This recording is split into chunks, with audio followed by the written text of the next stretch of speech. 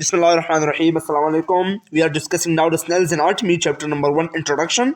Introduction और इसमें total 12 chapters है। हम इंट्रोडक्शन के चैप्टर पढ़ेंगे। इंट्रोडक्शन में बस सिर्फ जनरल एनाटमी है। इसमें जनरल नोटेशंस और एनाटमी का टर्मिनोलॉजीज है। बेसिक एनाटमी है जो आप पढ़ सकते हैं, स्किन, फाशा, बोन्स, कार्टिलेज और जॉइंट्स, और इसके अलावा ligaments, bursae, synovial joints, muscle nervous system, blood vessels and lymphatic system वगैरह है। मेडिकल इमेजिंग है, यानी कि X rays, computer tomography, scans and magnetic MRI, resonance imaging, ultrasonography and nuclear medicine imaging मौजूद है। यहाँ पर हमें डिटेल्स दी गई है, ऑब्जेक्टिव्स है, हम इसको स्किप करते हैं and we are just moving forward. और एनाटमी बॉडी के फंक्शन और स्ट्रक्चर को जिक्र करना एनाटमी ही है एंड उसका स्टडी करना। And clinical anatomy is the microscopic structure and function, study of microscopic structure and function of the body as it's related to the practice of medicine and other health sciences. जी, anatomy के terminologies में हमारे पास कुछ ना कुछ objectives position मौजूद है। सपाइन position और एनाटमिक पोजीशन आपके लिए ज़रूरी है। सपाइन पोजीशन जो कि आपके सामने शख्स खड़ा है, that is for example a patient, when you said to them that you are standing in the anatomical position, so he will standing right and he will standing on the left side and उसका मुंह, उसके हाथ आगे की तरफ होंगे and you are seeing that is anatomical position. And जब ऐसा ही लेट जाए बिल्कुल सीधा और उसका मुंह आसमान की तरफ हो, दैट इज अ सपाइन पोजीशन। ये दो पोजीशंस आपको याद रखने होंगे and that is most important. और इंपॉर्टेंट नहीं है, median plan, sagittal plan, horizontal plan, transverse plan, coronal plan, ये तमाम ये प्लान है जो कि आप देख सकते हैं मुख्तलिफ प्लान जिनमें डिवाइड किया गया है। हमारे बॉडी को किसी ऑपरेशन और सर्जरी के दौरान डिवाइड किया जाता है। फॉर एग्जाम्पल, अगर हमारे इंटेस्टाइन में अपेंडिक्स का ऑपरेशन हो, सर्जरी हो, तो उसको किस प्लेन में नापा जाएगा? सबसे पहले तो हॉरिजॉन्टल प्लेन में हमारे बॉडी को काट दिया जाएगा। काट नहीं, यानी कि इमेजिन किया जाएगा कि हॉरिजॉन्टल प्लेन का ऊपर वाला हिस्सा मुकम्मल ख़त्म। अब इसके अंदर जो भी अंदर वाला हिस्सा है, नीचे हॉरिजॉन्टल प्लेन ट्रंक नंबर 4 और 3 फॉर एग्जांपल, सो इसमें टाइप नंबर 2 उसका लोकेशन बिल्कुल हमें मालूम किया होगा। इस प्लेन्स के ज़रिए हमको बॉडी में किसी इंटरनल ऑर्गन का लोकेशन मालूम होता है। That are the planes. Okay जी, अब हम आगे घूमते हैं। सबसे पहले तो हम किसी टर्म्स को पढ़ते हैं जी। इसमें कोई बताने का ज़रूरत नहीं है। एक्सटेंशन फ्लैक्शन, द मूवमेंट जो कि जिसमें हाथ आगे और पीछे जाए, यानी कि सेंटर पॉइंट की तरफ से एंगल कम या ज़्यादा हो, that is the flexion and extension. और जो भी सेंटर पॉइंट से जो भी ऑर्गन दूर जाए, दैट इज़ एबडक्शन। एंड जो भी नज़दीक आए, that is adduction. And the flexion and extension are very exclusively जी। सर्कमडक्शन वो मूवमेंट है जो जिसमें फ्लेक्शन, एक्सटेंशन, एबडक्शन और एबडक्शन तमाम शामिल है, क्योंकि ये 4D मूवमेंट है एंड इसमें हाथ को शोल्डर जॉइंट से मुकम्मल तौर पर घुमाया जाता है। And that condition is also occurring to our foots। Okay, foot जी। फ्लेक्शन, डोर्सी फ्लेक्शन और प्लानर फ्लेक्शन का इसका डिफिनेशन के अंदर ज़रूर नहीं मैं ले लिए। अब आएंगे सपिनेशन of four arm.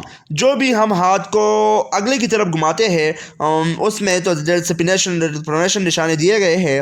And the lateral flexion of trunk is that's inversion of foot, eversion of foot, abduction of fingers, जो कि फिंगर्स एक दूसरे से दूर जाते हैं, that is adduction, abduction. And जब एक दूसरे के नज़दीक आते हैं, दैट इज एडक्शन। ओके जी। Then we are just moving from the site of the terminologies to the site of the actual skin's basic anatomies। Basic anatomies में skin है और सबसे पहले स्किन हमारे लिए ज़रूरी है ताकि हम इसको ज़रूरी से समझें जी। Basic anatomy is the study of minimal amount of anatomy consistent with the understanding of the overall structure and function of the body. Skin is divided into two parts, superficial part and the dermis part। जी, superficial part को epidermis part कहते हैं और deep part को dermis part कहते हैं। Epidermis और dermis में स्किन को डिवाइड किया गया है। Now you should understand structure very basically. जिसमें हमारे पास 3 लेयर्स है। सबसे पहले तो अगर आप देखें दैट इज़ एपिडर्मिस, ओके जी, जो कि केराटिनाइज्ड स्क्वेमस एपिथेलियम है और ये डेड सेल्स है जो कि मरे हुए हैं एंड इसमें हेयर निकले हुए होते हैं जी। इसमें कोई ऐसा plexus of arteries and veins नहीं होते, इसके नीचे हालांकि होते हैं। फिर एपिडर्मिस में कोई ऐसा ख़ास बात यही नहीं क्योंकि डेड सेल्स है, केराटिनाइज्ड स्क्वेमस एपिथेलियम सेल्स है और इसके नीचे जो behind under that epidermis the dermis is present, जो कि बहुत कॉम्प्लेक्स स्ट्रक्चर है जिसमें सेबेशियस ग्लैंड्स प्रेजेंट है, जिसमें plexus of arteries and veins present है, जिसमें कनेक्टिव टिश्यूज जो कनेक्टिव टिश्यू है, जिसमें हेयर फॉलिकल्स प्रेजेंट है और इसमें बहुत से ऑर्गन्स प्रेजेंट है, बहुत से ग्लैंड्स हार्मोन्स इसी ही में खारिज होती है। ये जो कंस्ट्रक्शन है, जो डायलेशन का प्रोसेस भी इसी ही स्किन के हिस्से में होता है जिसको डर्मिस कहा जाता है and that is the biggest layer of our skin जी। इसके अलावा anterior pili muscle, erector pili muscle, sorry, ये वो मसल है जिसने हमारे हेयर फॉलिकल्स को बहुत अच्छे तरीके से पकड़ा हुआ है और वो अटैच है हमारे केराटिनाइज्ड स्क्वेमस एपिथेलियल सेल्स यानी स्क्वेमस एपिथेलियल टिश्यू एपिडर्मिस के साथ अटैच है and that is the most thin muscle according to our body, okay जी। एरेक्टर पिलाई मसल्स जी, आपको ये याद रखना होगा। Now we are just moving to the superficial fascia या एपिडर्मिस और डर्मिस के नीचे हमारे पास हाइपोडर्मिस भी आता है, that is the hypodermis. Hypodermis में हमारे पास स्वेट ग्लैंड्स मौजूद होते हैं, जो हमारा स्वेट है पसीना वो भी इसी ही में बनता है, इसी ही से निकलता है। और स्वेट ग्लैंड क्या है जी? Sweat actually that is the insulation and the heating of our fat cells जी। हमारे पास सुपरफिशियल फाशा में एक्चुअली ये तमाम एडिपोज टिश्यू है और जिसको सबक्यूटेनियस टिश्यू भी कहा जाता है और सबक्यूटेनियस टिश्यू में ग्लैंड्स, स्वेट ग्लैंड्स मौजूद है, duct of eccrine sweat glands मौजूद है और हेयर फॉलिकल, हेयर बेस जो कि फाउंडेशन, जो कि जड़ है उस हेयर का, वो भी मौजूद है और हमारा हेयर इसी ही से अराइज होता है। So the sweat is producing and forming in superficial fascia, which is also known as subcutaneous tissue, which is also including in which are adipose tissues, many adipose tissues, and in which there are more and more actual things, okay जी। ये 3 layers है, epidermis, dermis and hypodermis। so epidermis इसमें कोई रगें नहीं है, कोई veins और arteries नहीं है, कोई हेयर फॉलिकल्स नहीं है, इसमें कोई ब्लड नहीं है, ब्लड कंटेंटमेंट पास नहीं होता और ये डेड केराटिनाइज्ड एपिथेलियल सेल्स है।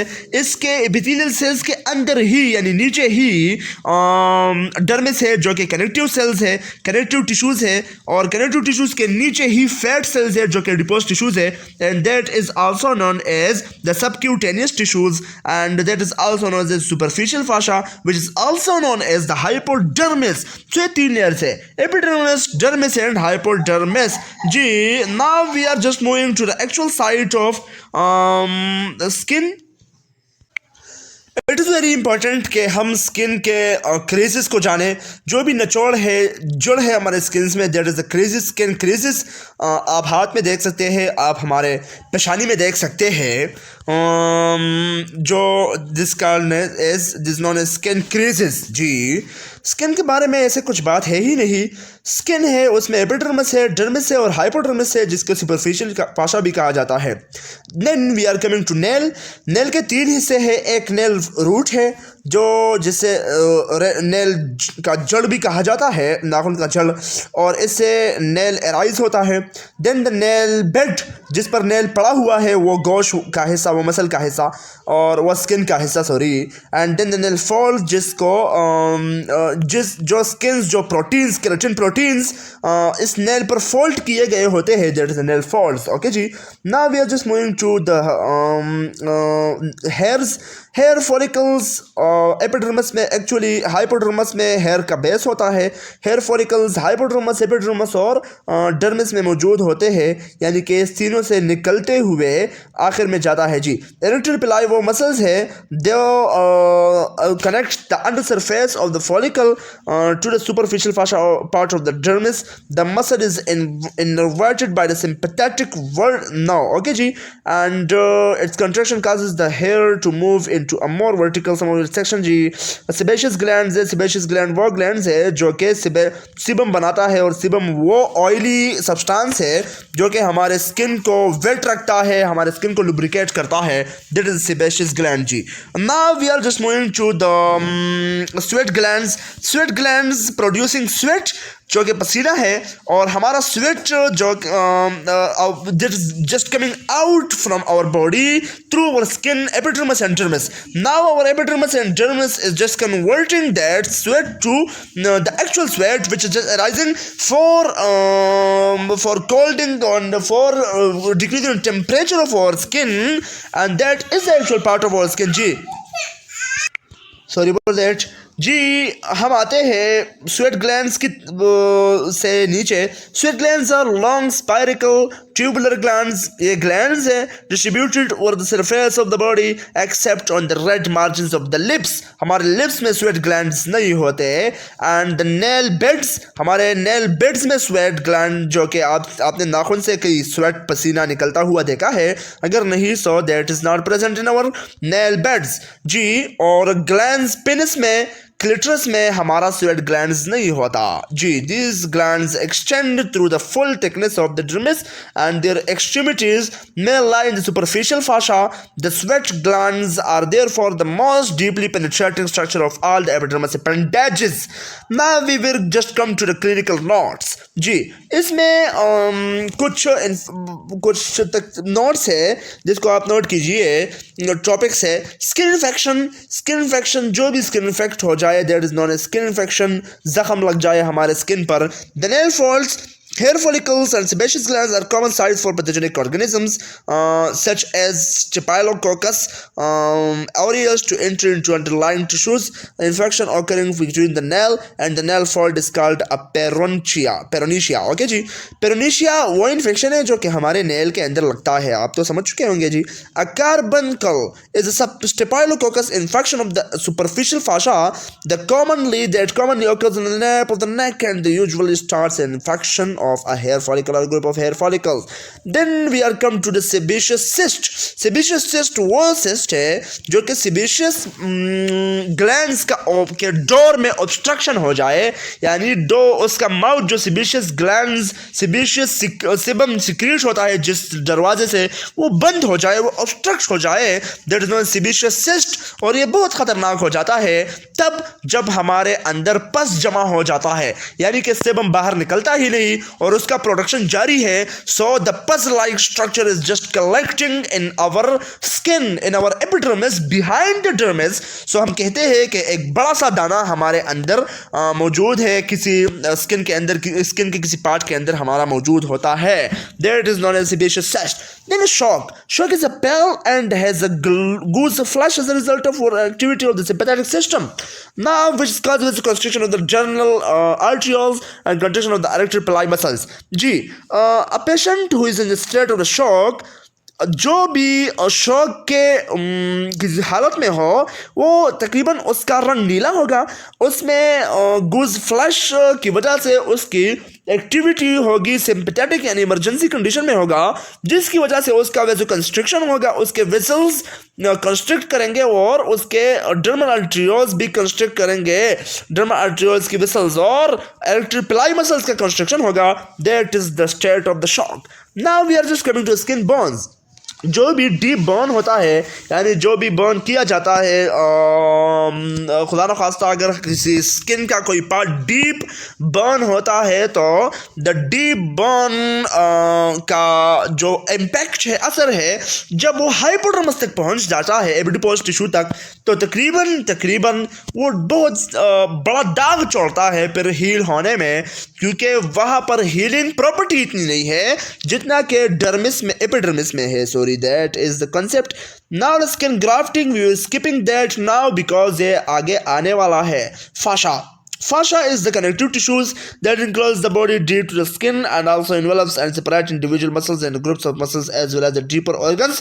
Think of fascia as the connective tissue sheets that hold the structure of the body together in the organized arrangements. The fascia of the body. जी ये मैं इसलिए पढ़ता हूँ कि आपका रीडिंग, आपका लिसनिंग प्रॉपर्टी इस एनाटॉमी के साथ बिल्कुल फिक्स हो जाए, because that is the very very detailed and very very difficult to read. Okay ji, to understand the fascia of the body can be divided into two types, superficial fascia और subcutaneous tissues हमारे अंदर मौजूद है.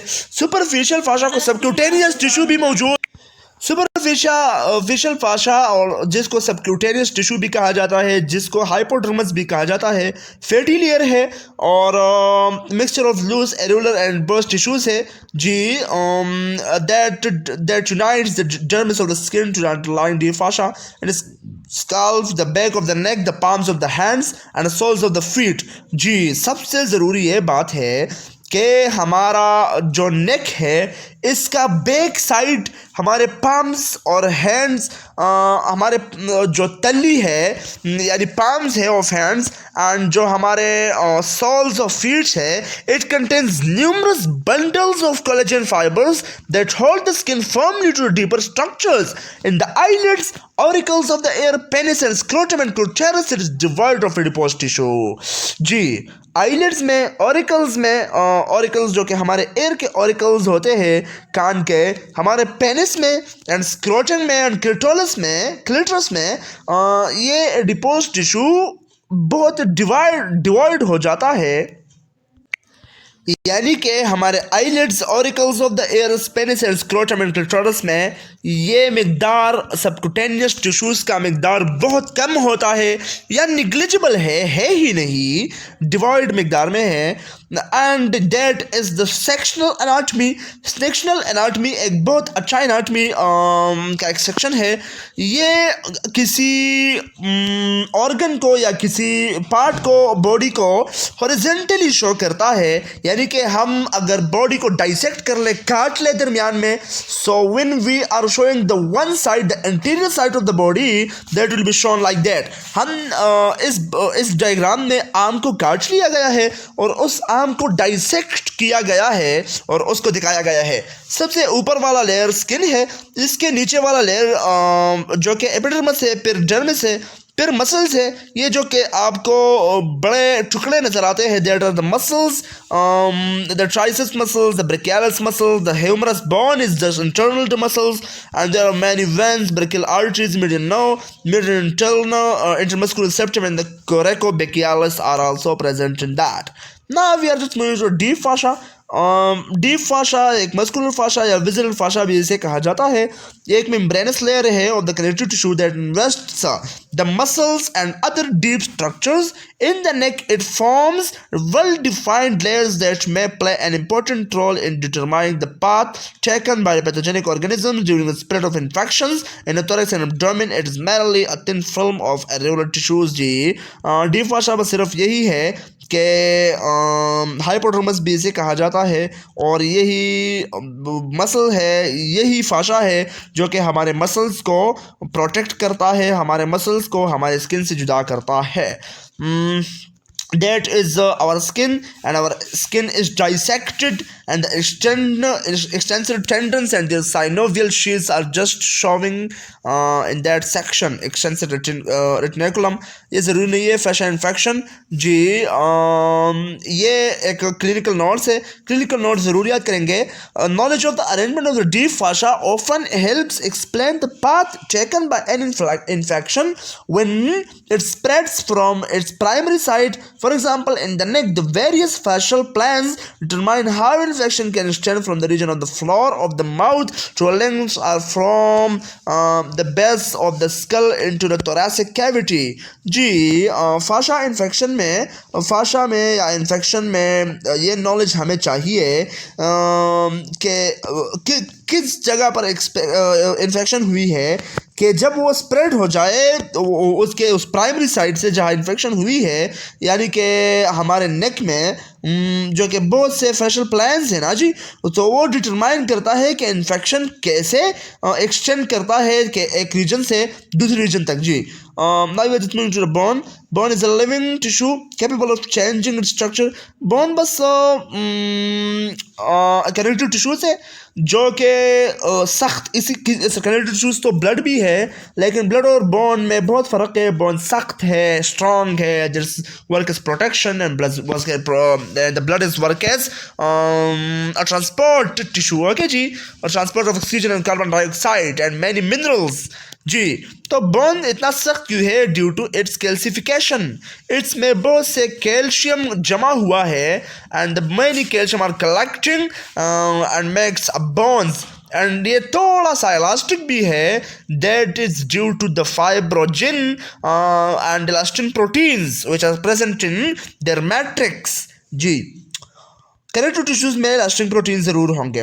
Bones है, axial skeleton है और appendicular skeleton है। हमारे एक्सियल स्केलेटन में जो कि दरमियान वाला तमाम स्केलेटल का हिस्सा है, फॉर एग्जांपल हमारा स्कल है, नेक बोन्स है, स्पाइनल कॉर्ड, वर्टेब्राई, और उसके साथ साथ हमारा जो सैक्रम है वो भी मौजूद है, that is the axial skeleton. And appendicular skeleton is the lower lime और अपर लाइम के जो भी बोन्स है, that is the that is the appendicular skeleton. Now we have confirmed that the bones, and inshallah ताला अगले chapter में हम अगले वीडियो लेक्चर में हम इसी जगह से स्टार्ट करेंगे and we will move forward. अस्सलाम वालेकुम।